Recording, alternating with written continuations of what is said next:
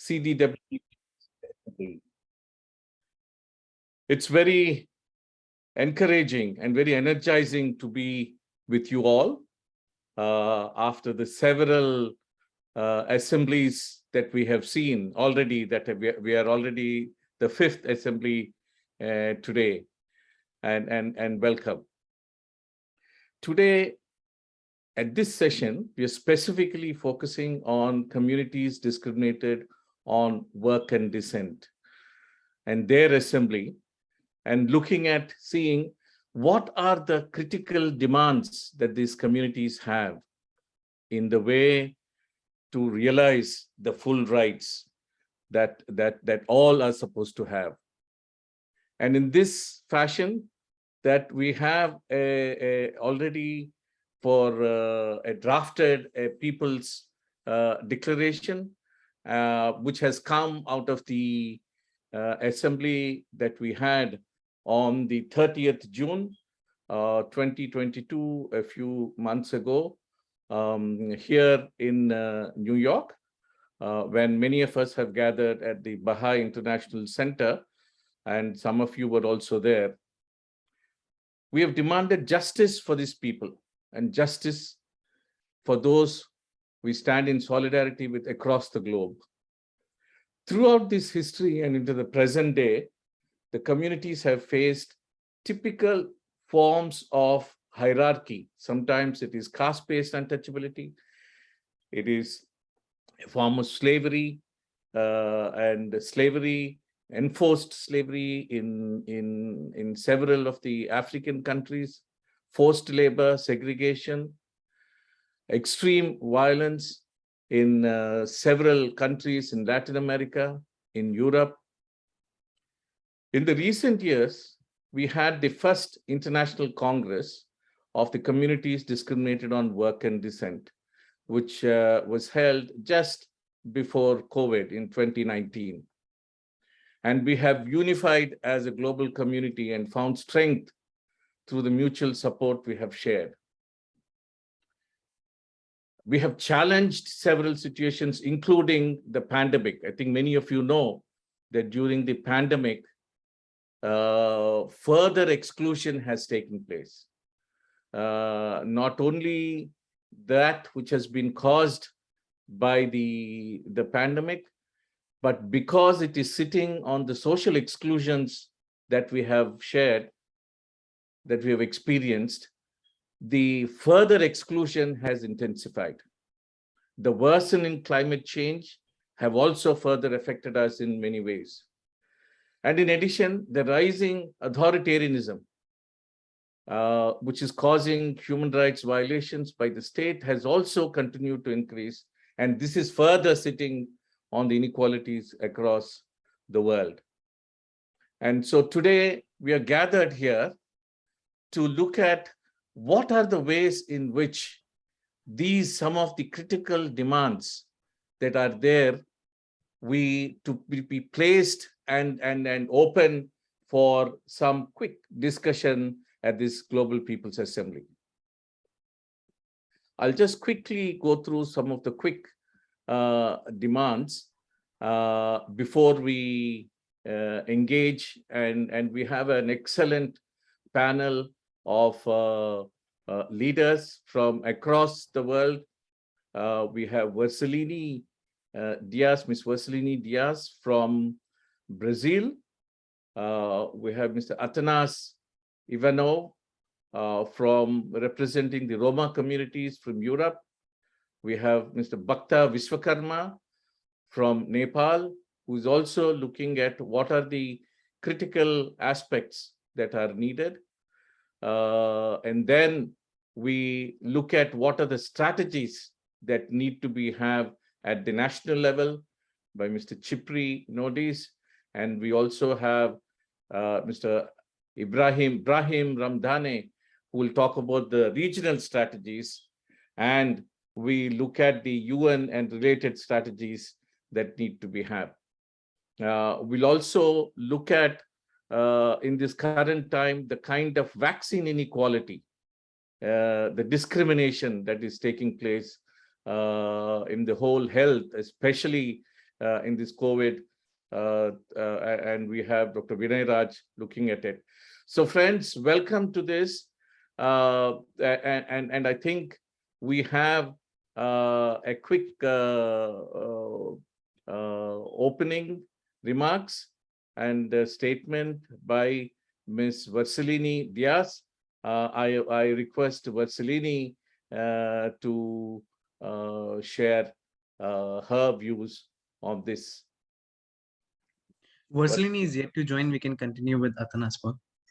Okay. May I request Athanas?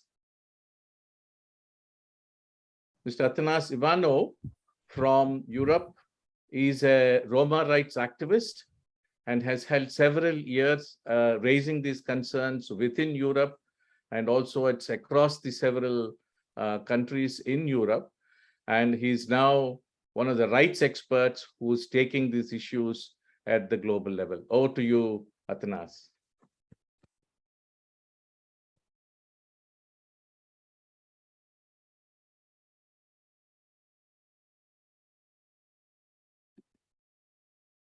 Athanas?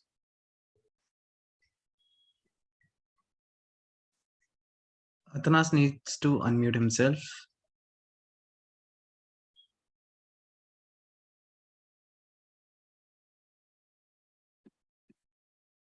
Hi, Athanas. Are we having some technical issues?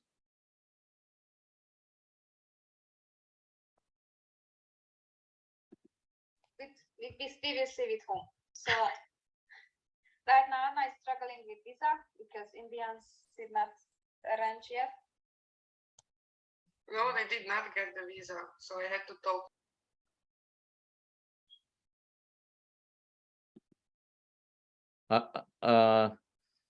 Can we move on? Is it, can I call on Bhakta, or do we still have Athanas? We can go ahead with Bhaktaji and then call upon Athanas later. Right.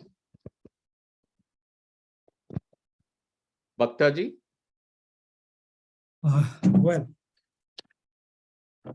am I audible? Yes, clear. Yeah, thank you, Paul, and all the friends who have gathered here. Good morning, good evening, and good afternoon. I think, yeah, major issues. I think, Paul, you also highlighted about the issues. Yeah, few points how we can move forward.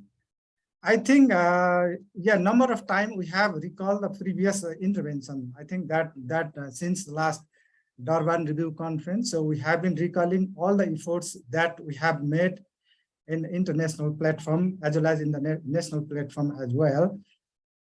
I think in the UN platforms, a number of time we have gathered, whether it is in Geneva, whether it is in New York, or in the any particular country in Asia or Africa. So we have a number of time we are raising the issues and collecting the issues and having a concrete I mean, our demands in our hands. And last, I think recently also we have gathered at New York and come up with a very critical demands that we want to put forward in the days to come. I think nationally we have achieved some achievements. Yeah, number of countries still. Yeah, number of countries they have already have a I mean normative framework as well as the institutional framework, and I mean the constitution itself is guaranteeing some rights, and I think number of countries still need to be acknowledged and I mean recognize the issues that is still there. But now I think considering all the discussion and the dialogue we have done so far, so now we come up with the idea of having a declaration, international declaration and the dignified space in the UN system. So that our critical demands that we want to have. So for that, obviously, I think the issues are obviously the participation issues is the very critical, because we want to rule ourselves. We want to rule us ourselves, not always ruled by others. So if we want to rule ourselves, then definitely we should have our participation in the policy making and the political process and the bureaucracy and all. So that issues, I think, definitely we have to have highlights. And obviously this education, health and sanitation and other concerns. So that definitely we need to put forward in our agendas. And I think economic, social and cultural rights is also the major concern for most marginalized people, especially the discriminated people based on work and descent. So I think that, and also the access to justice and the health and this area like impunity is day by day increasing. Impunity in all part of the world, especially for the most marginalized people like DWD communities. So I think that also need to be major areas. And the bureaucracy, the judiciary, I think we have not touched upon very precisely on judiciary. Judiciary is the one of the major pillar that we have to touch upon and start discussing how judiciary can be accountable towards the most marginalized people. Because number of times we are raising the issues and coming for the justice process and lodging the FIR, but end of the days the court is not providing justice to the community. So that also I think we have to have somehow to incorporate into our demand. So I think that, and also like this, like a space for the that UN system, like other community, like indigenous community, they have their dignified space. So we also need to have that space. For that, also we need to produce a very strong declaration and present to the world. And also I think one more thing we need to discuss on gathering the solidarity and support from different stakeholders. Though we are gathering the number of supports and solidarity from diverse communities, including the government and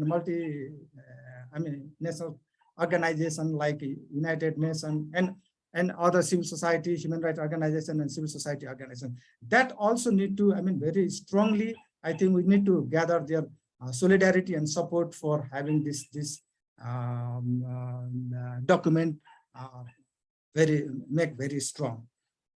So, and also I think this better implementation, like implementation both in national level and international level. So one is a major concern is why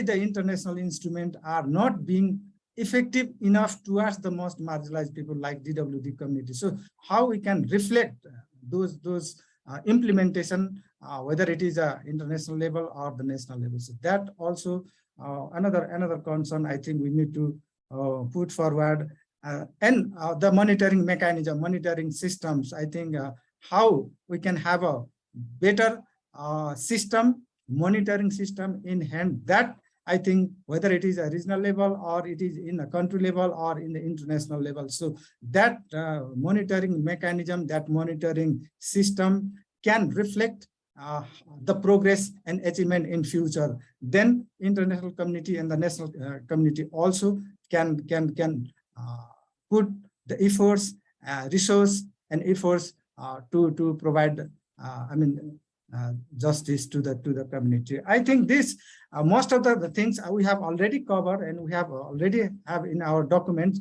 but some of the area still we need to discuss and put forward on that. Then we can have very strong declaration, and also I think we need to demand very strongly our space in the international platform like United Nations. So that two agenda, I think we need to for achieving these two agenda declaration and the space for us, so we can gather some points or some issues and make a very strong document. Whether even the success story also we can reflect, but most of the areas, social, civil and political rights, as well as economic and cultural rights. So all aspects, I think we need to unfold, and obviously within this area,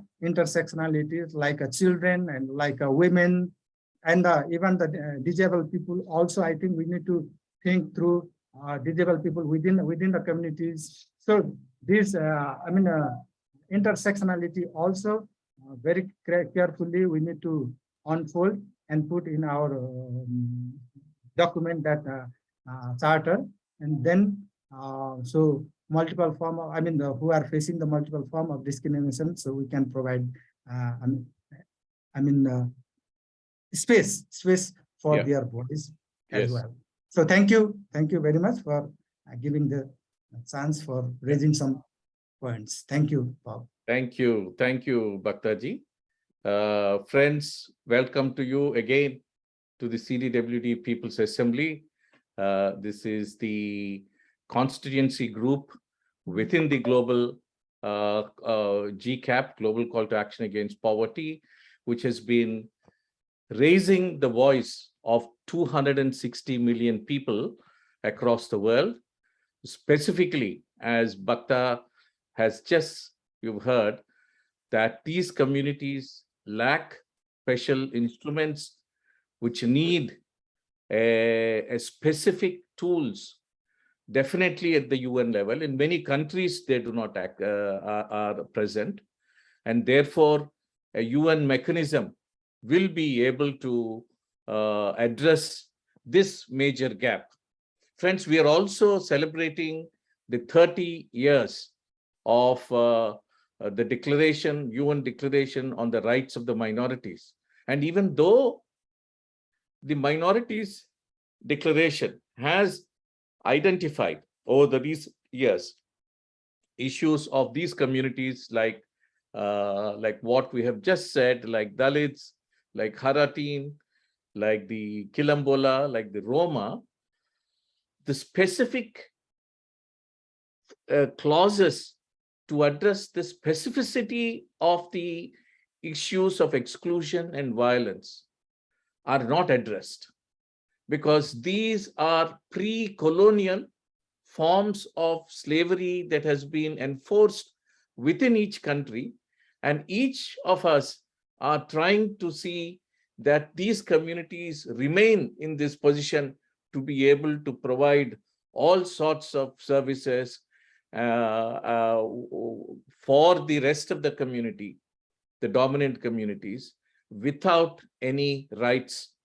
Today, in all the democracies that we see, all these countries are democracies. They are not old feudal elements. But so still in this democratic regime that we see, that communities are forced into these forms of slavery is a shame on humanity. And therefore, what Bhakta has just shared, that you need instrument at the global level, which a UN, a declaration on the rights of the communities, at least to start with, which addresses this. Thank you very much. I would like to invite Atanas Ivanov from Europe, representing the whole communities of Roma. Over to you, Atanas. Hello, Paul, and hello to all the friends from the Global Forum. Apologize for my voice. I got a bit sick these days, but I hope you hear me well. Yeah, on June 30th in New York, a huge diversity of minorities from almost all continents was gathered in one room, different in culture, origin, skin color, language, faith, and etc. What brought us together was the common discrimination our minority groups experience across the globe, whether it was the Kilambola community in South America, the Roma in Europe, or the Dalits in Asia. The discrimination against us was so much the same: evicted from our homes, disrespected for our language, culture, and beliefs, considered inferior and uneducated in society, and in some cases even murders, for which there are still no fair sentences. However, particular and local this problem may be, however small communities in a given settlement it may affect, we have come to the conclusion that in fact the problem is general, that it is not a local phenomenon, but a global one, and that it requires a global solution and recognition. In this regard, the UN Declaration on the Rights of Communities Discriminated on Work and Descent at regional level. In this regard, the declaration is not some whim or invention, but it reflects the efforts, the hard trials of all those minorities in the world who are discriminated against on the basis of work and origin, to be acknowledged and recognized, and from there on to see what actions are needed so that they become equal in society. Fortunately or unfortunately, in Europe, there are a number of international documents of the Council of Europe, of the Organization for Security and Cooperation in Europe, of the United Nations, of the European Union, which supposedly protect the rights of citizens against discrimination and inequalities in all shapes, spheres of social, political, and cultural life. No matter how many documents we have, they are a guarantee of respect for human rights, and they will never be enough. Regarding the Roma, Europe's largest ethnic minority without its own states, the UN, compared to other international institutions, has done the least.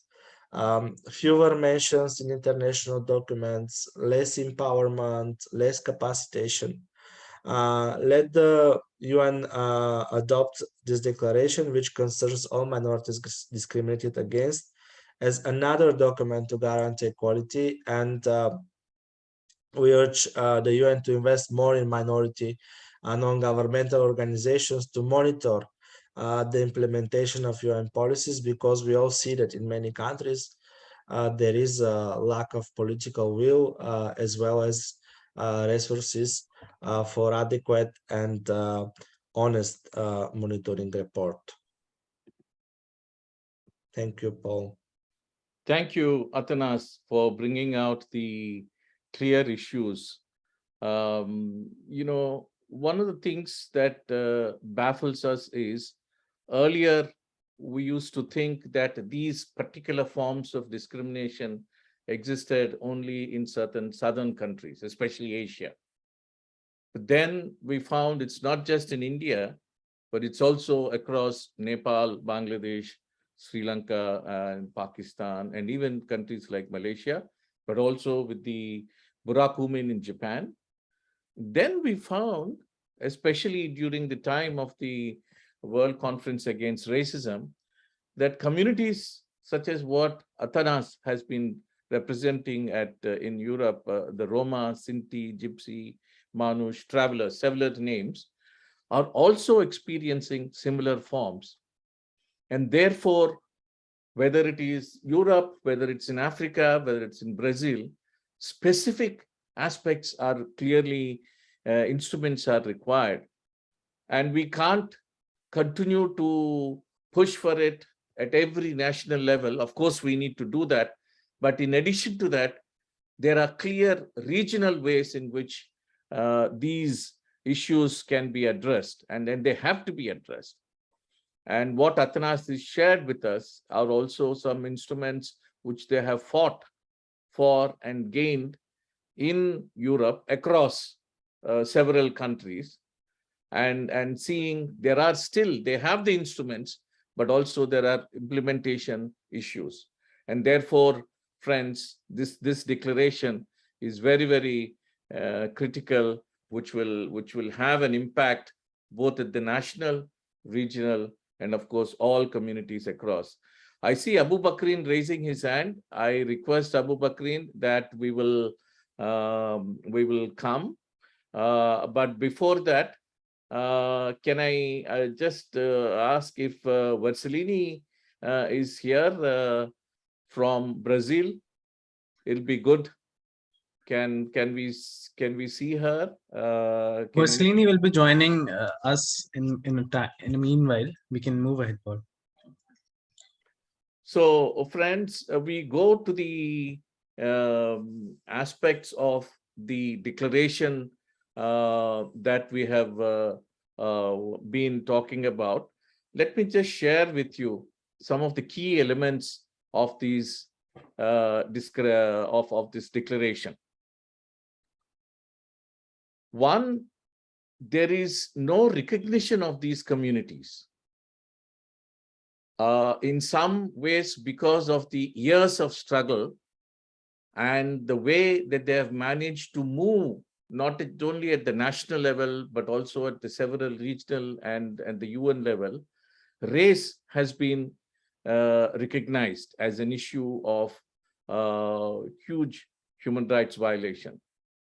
Indigenous communities who also have waged struggle and several years of pressurizing the governments who have, because of the systems of colonial rule, have excluded and displaced these communities. So indigenous have been recognized. The minorities to some extent have been recognized, and they have a declaration, as I have just mentioned.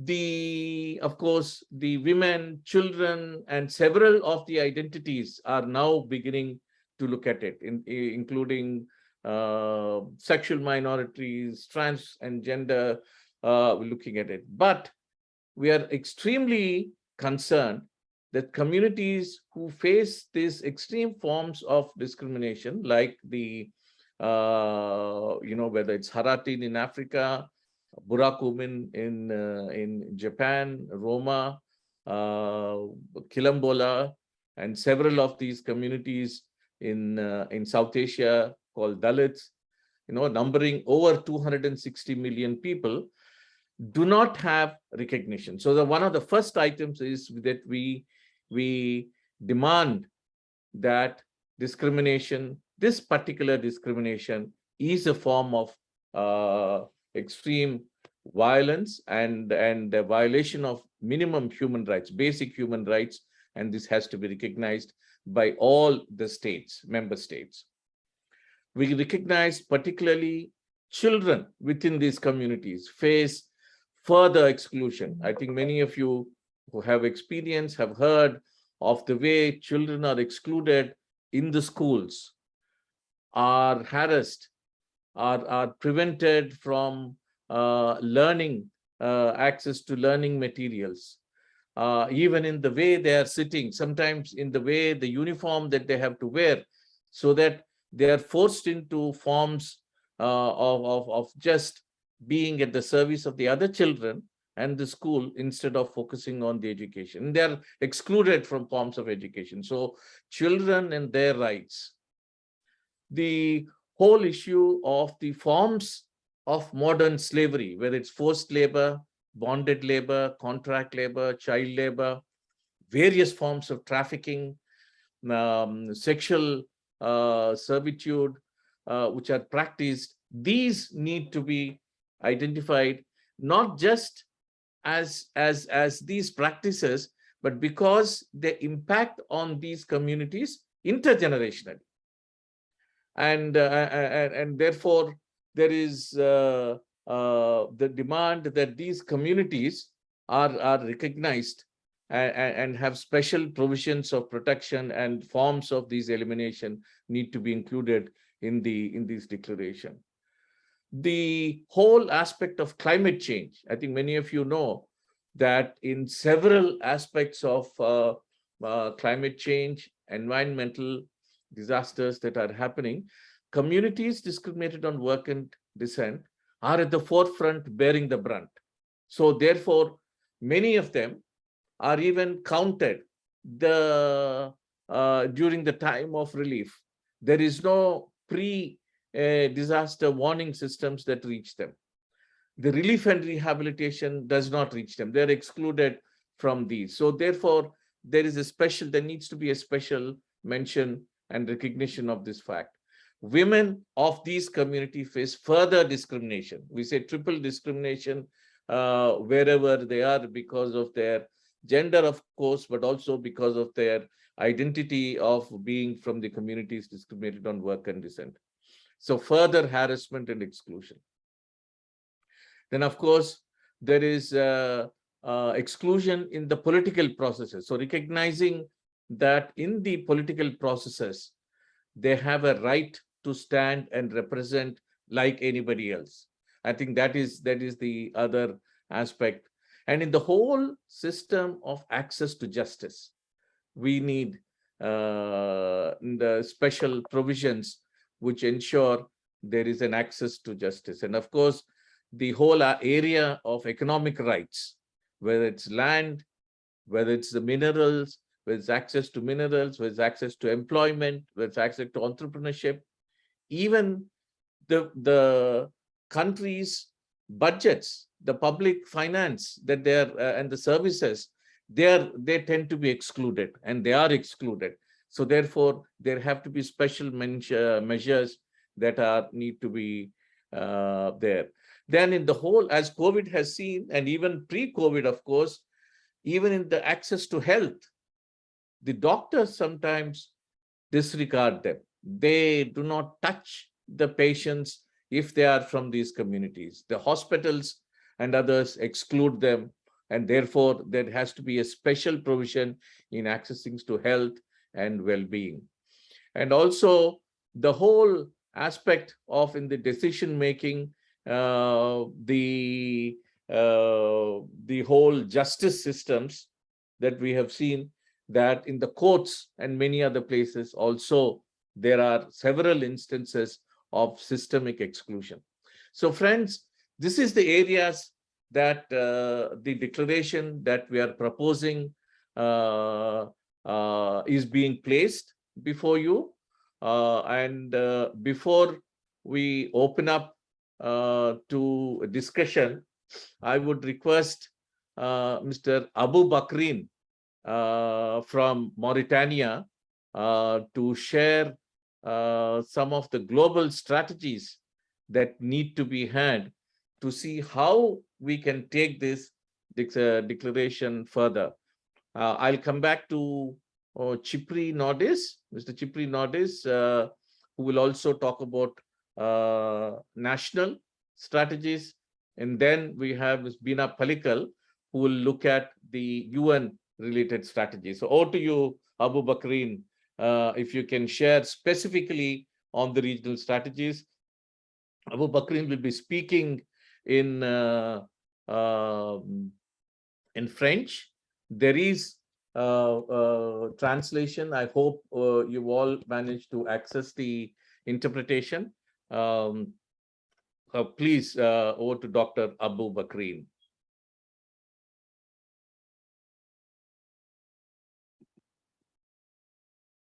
Can you unmute?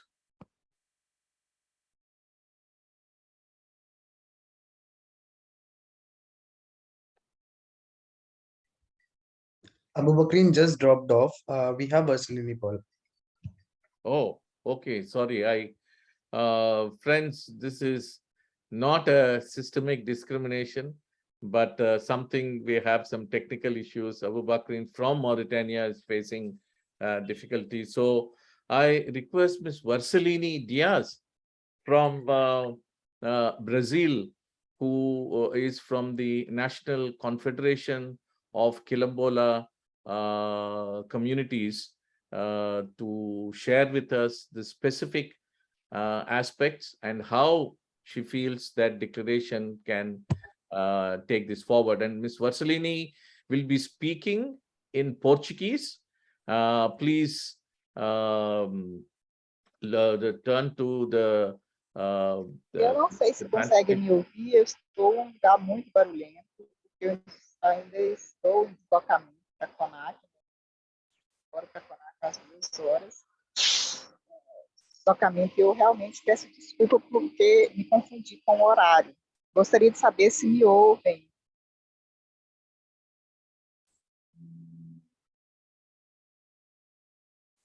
Perfect. We can hear you well. Tá certo. Como foi colocado, né, gostaria de agradecer aqui o convite, né, por estar aqui falando hoje sobre a importância dessa aprovação da Convenção, né, das comunidades discriminadas por descendência, por trabalho. Sou de uma comunidade quilombola. Aqui no Brasil, as comunidades são comunidades descendentes de pessoas que foram escravizadas no processo de colonização do Brasil. E faço parte da Coordenação Nacional de Articulação das Comunidades Negras Rurais Quilombolas, a CONAC, que é parte do Fórum Global sobre Comunidades Discriminadas por Trabalho e por Descendência. Acho que a gente vem discutindo muito aqui no fórum, né, as questões relacionadas às comunidades discriminadas, e a gente precisa expandir isso mundialmente, né, pensar estratégia, e acho que esse é o momento da gente estar discutindo, pensando,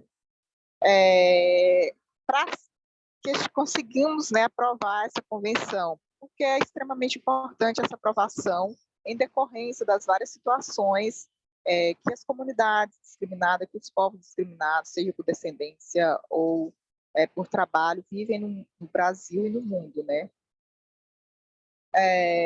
Que é importante, né, que seja colocado, né, que esses povos estejam ali nessa declaração, os povos quilombolas, as comunidades quilombolas, né, as comunidades Dalits, as comunidades romas, né, as comunidades que são discriminadas, seja em qualquer parte do mundo, né, que seja parte do fórum ou que venha fazer parte desse fórum.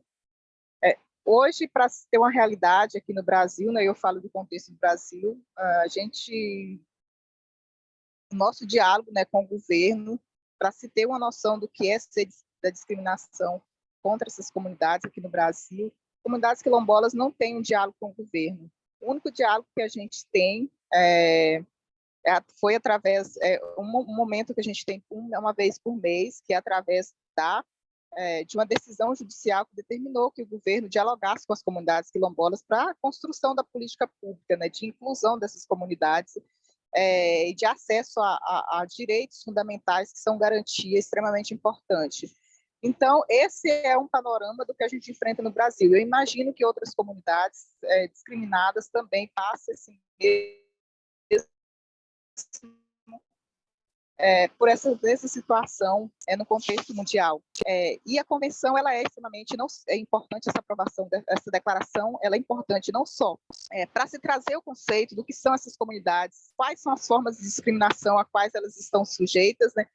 E, para além disso, estabelecer direitos importantes e formas, né, para que se aplique, para que se respeite essas comunidades, para que se construa um diálogo, se construa estratégia no âmbito mundial, né, com os estados e também com a sociedade civil. Acho que é um pouco nesse sentido, né, e pensar para além disso, né, de que forma que a gente vai fazer com que essa convenção, essa declaração, após a sua aprovação, né, que a gente espera, possa ser aplicada de forma eficaz e eficiente na garantia dos direitos dessas comunidades, porque não é só necessário, né, para a gente, enquanto comunidades, a aprovação de uma declaração, mas é importante também que se estabeleça esses instrumentos para que ela seja aplicada plenamente. Bom, é isso. Peço desculpa mais uma vez por todos os transtornos aqui, né, diante da situação, e agradeço. Obrigada.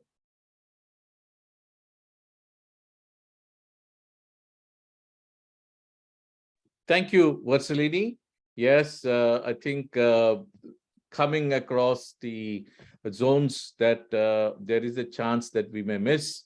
But thank you for especially bringing out the concerns from across your country, but also saying that it's not just the instrument, but we must have clear mechanisms of implementation after the declaration is done. So I think it's already necessary for us to see how, once we have the declaration, how the mechanisms can be brought in. Friends, we are actually running very tight out of time. I request now Abu Bakrin to share. He dropped out. I think I've seen Abu Bakrin again. Only thing is, just correct me. Do we have 7 minutes available to us, or do we have 10 minutes available to us? We have 10 minutes available to us. We have 10 minutes. Thank you. So Abu Bakrin, you have 3 minutes, and after that we have Ms. We Dina. don't have Abu Bakrin at the moment, Paul. We can continue. So Chipri, can I call upon Chipri? Is he available? Yes, Claire. Hello. Over to you, Ms. Chipri Nordis, also representing the Roma communities and a youth who has challenged this. So over to you, Chipri, and thank you for joining, please. Thank you very much for giving me this opportunity to be part of this event. I hope you can hear me well. Yes. Since the time is so limited, I will try to be very fast. I will present you 3 basic ideas of how these wonderful actions that you mentioned in the draft declaration could be implemented at the national level. Because the declaration looks very well, and it looks like you guys worked a lot upon it, your meeting in New York, but still it looks like a recipe, and this is a recipe that it's not applicable to all of the countries. So first of all, we need to build upon specific strategies, because we are, as you mentioned before, from different parts of the world. We are Chilombolas, Roma, Dalits, and the list can go on. So we are spread in different continents, in different countries. So we are definitely facing specific issues in different countries. For example, the Roma are facing issues in accessing healthcare, accessing housing, accessing employment, or even accessing proper education in Romania. But my other colleagues can say that, for example, in other countries, our people, the people from communities discriminated on work and descent, are facing slavery now in the year 2022. So slavery is not present in Romania. So that's why I'm talking that we should build upon specific strategies in each and every country in order to tackle the specific issues that our people are dealing with. Second of all, we need to have governments that will assume the implementation of such strategies. For example, in Romania, we are now at the 3rd Roma National Integration Strategy. We had one before Romania was EU member, then another one, and then now we are implementing the 3rd one, which is supposed to be implemented until 2027. But still, the situation of Roma on the field has not changed so much. So we are still segregated, we are still marginalized by the majority society. So even though we are now implementing the 3rd strategy, and this is because the national Roma integration strategy is part of a bigger picture. It's part of the EU framework for national Roma strategies, but this is part of EU soft law, so it's not legally binding. It's up to the states whether they decided to implement it or not, or how they implement it, and so on and so forth. So we need to have governments that assume the implementation of such strategies, and we also need to have control instruments like, I don't know, UN or other institutions that will measure the implementation, or they will evaluate definitely the steps taken by the states. And least but not last, we need to have specific budget allocation in order to implement such measures. Because, for example, in Romania, even though we have the 3rd National Roma Integration Strategy, the government didn't allocate specific budget for the measures of this strategy.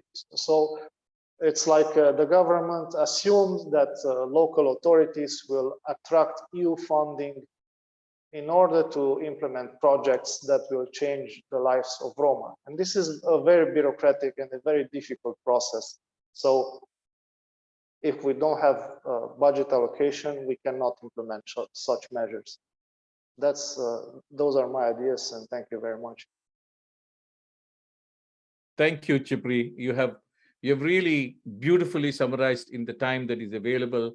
So it's not enough that we have this, but we have to look at the nuances that are existing in each of these different regions, and how you can make legally binding, and for the states to see that they are forced to have proper accountable systems of implementation. And it's not enough that we have all this, but we also need to have budgets. So may I call upon Ms. Bina Palikal? I don't see Abu Bakrin. So let me go to Bina Palikal, and the time is moving. So I request you, Bina, to share about the strategies at the UN that you feel need to be taken up. Thank you, Paul, and thank you to all the other speakers who've spoken so far. And congratulations on this event. I think it's really nice that, and it's a very apt time that we're doing this. I'd just like to quickly update the others who were joined and probably not part of the DWD work that has been happening globally in the last couple of years. Earlier on, several discriminated groups have been independently working across the globe, and in silos. So I think it was in 2019 when there was a call by the Global Forum of, the Global Forum of Communities Discriminated by Work and Dissent, which was formed, bringing these groups together, all the discriminated groups together, to come up with a common and collective strategy that was co-created by these discriminated groups, whether it be the Roma, the Kilambola, Dalits in Asia, Haratin from Africa. And this, in some way, this strategy really worked. This call was made under the leadership of Paul and others who have been leading this movement for the last couple of years. And I'm happy to say that under this collective strategy that we have created, we were able to get, major stakeholder groups in the high-level political forum, and we now have a stakeholder group on communities discriminated by work and dissent. So somehow this collective strategy coming together really helped and really, pushed the UN, or at least the civil society engaging at the UN, to open up the space for communities. However, this doesn't stop here. You must have seen across that there is a demand by this group, of which I'm part of, and many of them who are here are part of this this strategy of looking at a declaration for communities discriminated by work and dissent. And strategy should be, again, continuously, we are saying that collectively by the communities discriminated by work and dissent, both at the high-level political forum and the United Nations General Assembly, but also, at Geneva and the different UN mechanisms that we can use, whether it's special rapporteurs, whether it is the Office of the High Commission, the UPR. These are different mechanisms that we could use to push for this demand of a declaration that has been there and continue to be there. So I would not take much time, but we call on all the other groups in solidarity that when you are placing demands, whether it be women's rights, whether it be, on employment, on education, we push for, and all the other stakeholder groups at the UN, that you take also this demand, that we want to demand, because let us remember that we're not talking about a very small population. It's about 260 million in total. So if we actually look at the population, it would sum up to be the 6th largest country in the world. So we're not talking about a small population. So this strategy will be continuously, I think we will evolve into much further larger strategies, both not just at the UN, but how regionally, nationally, we are also demanding the rights. This has been happening over many years. All these groups have been working nationally and regionally, but in the last 4 to 5 years, we have brought this to the UN level. Since Durban, I think that was the first time that Dalits were even given a space at Durban to speak and to bring the issues of Dalits. So I think it is a continuation since 2000. And we'd like to call upon each of you to join us in this struggle. And once again, congratulations. And I'm sure the organizers will also say that we will be having another side event tomorrow. I don't know if it's going to be webcast, but if it is, then I think many groups will be also happy to join. Thank you very much. Jai Bhim, Johar and Salam. Thank you, Bina, for this. Bina leads the Dalit national groups from India and also represents the Asia Dalit Rights Forum. Thank you very much. Friends, we are running short of time. We have a video on vaccine inequality. Can we quickly show that? And then we have just time for conclusion.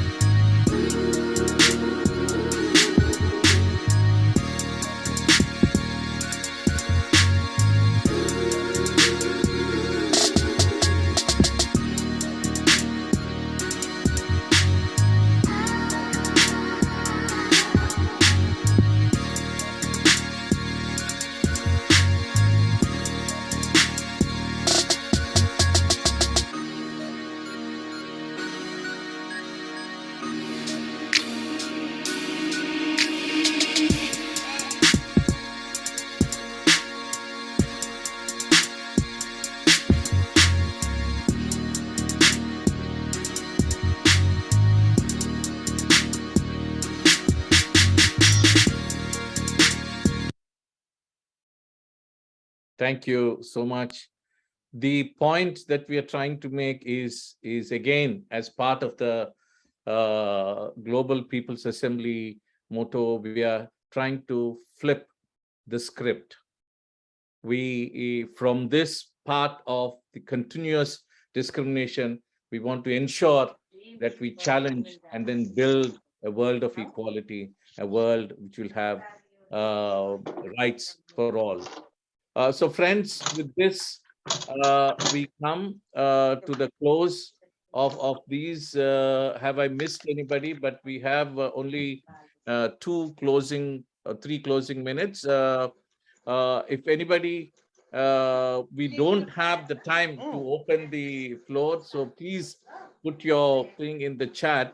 And once again, we ask you all to continue to extend solidarity for this issue, and also if you're here and if you can participate in person, please do come for an event that we are doing at 1:15 New York time at the Church Center 777 UN Plaza, second floor, looking at the 30 years of UN Declaration on Minorities and how we can ensure further justice to issues of communities discriminated on work and dissent. So friends, Jai Bhim, and please switch on the cameras. We'd like to just click and thank all the organizers who have made this possible, and also the interpreters who have been very, very consistent in sharing this. So any quick announcements Dipanshu would like to make? I give the floor back to Dipanshu.